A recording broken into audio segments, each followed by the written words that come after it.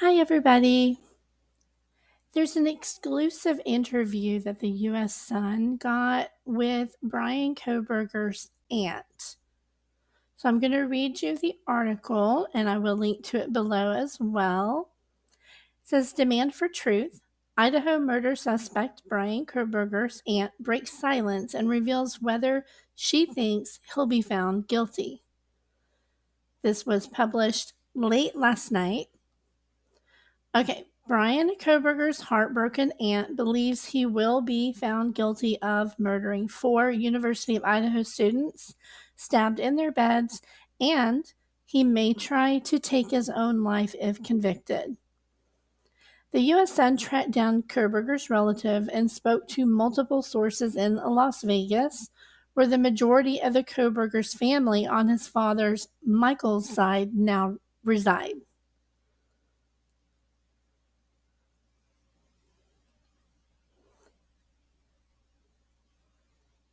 It says they migrated over to California and then Nevada from the East Coast many years ago, while Michael, his wife Marianne, and 3 children, which is Bryan and his 2 sisters, remained in Pennsylvania. Kohberger's Las Vegas relatives described the case as surreal, with many trying to distance themselves from what has become one of the biggest murder cases in recent years.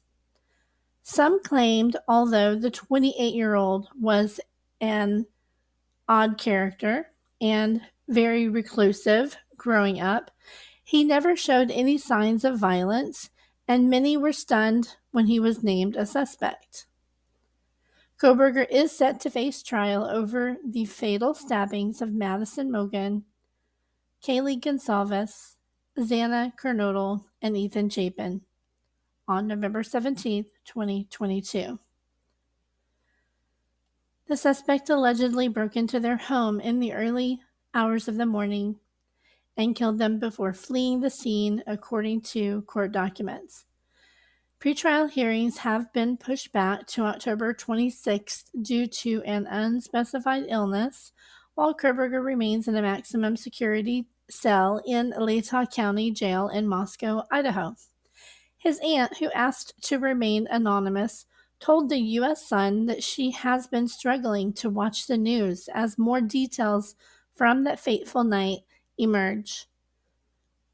Here's a quote from her. It says, "When I saw it on TV, I was just lost for words, speechless," she said, appearing visibly upset. "It's heartbreaking. I'm a very caring person. And when I saw the news a little bit today in the living room, I just couldn't take it, hearing about them being knifed. I had goosebumps. I just cried," she said. So it goes on to talk about the case a little bit. I want to stick with the aunt stuff here. Okay. Says his aunt says she may not watch the trial if cameras are allowed in the courtroom, but wants to know answers to many questions surrounding the murders. Asked if she thinks her nephew will be found guilty, she replied, "I think so. I just want the truth. I would like to see him or write to him and find out what happened." She said her heart goes out to the victims' families, but she also feels Kohberger was not well and had battled for years with mental health problems. Okay, let's see. Questioned on how she feels he will cope if he gets life behind bars, his aunt shook her head and replied, "I think he may try and kill himself." Kohberger has always maintained his innocence, and sources previously told News Nation that the former criminology student remains confident he's going to be exonerated. When charges were read out in court, his attorney said, "Your Honor, we are standing silent," and the judge then entered not guilty pleas on Kohberger's behalf, which often occurs in criminal cases. Let's see. I'll go ahead and read this part as well. He is likely to do the same and plead the fifth at trial, which is expected to last up to 6 weeks. Due to a wide-ranging gag order, few details have emerged about the grisly case, and police have not released a potential motive. His aunt explained that there had been a lot of, quote, a lot of drama, unquote, in the family, which cannot be revealed for legal reasons, even before her nephew's arrest, and she has not spoken to his parents. I wonder what that was about.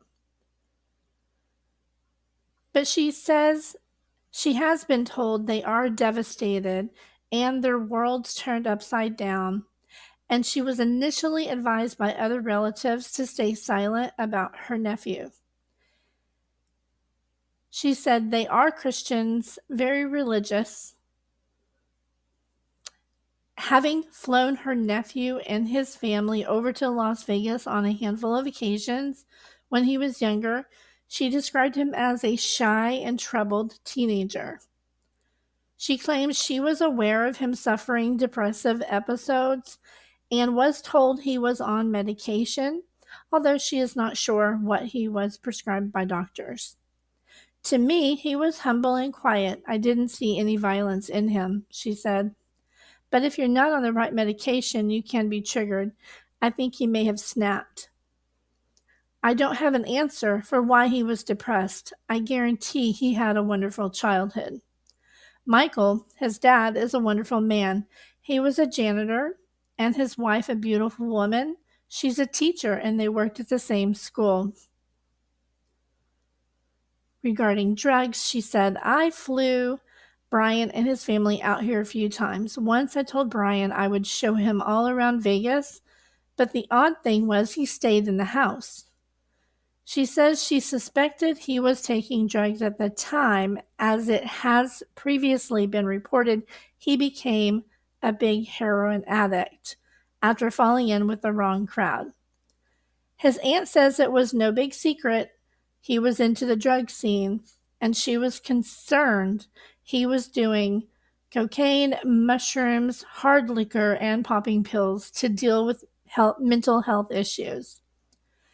She hoped he had gotten clean and believed he had an interest in criminology, as others in the family studied forensics, and some of his uncles have a military background. That's interesting. Former friends have previously spoken out to allege he sought to be the alpha among his pals after struggling with his weight during his younger years.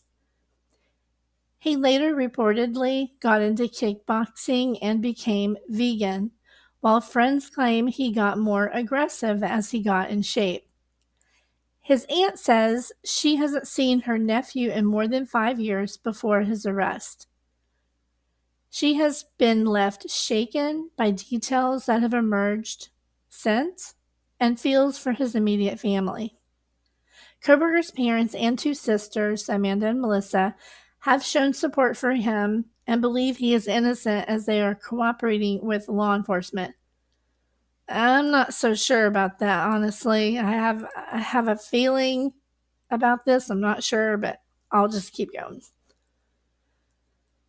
They were last seen arriving at court with their faces covered during a January hearing. They have not been to anything since that first hearing. As a woman believed to be one of his sisters comforted his mother. They are said to be struggling financially, as his sisters were also reportedly fired from their jobs as therapists due to their association with the suspect. Well, that's not cool.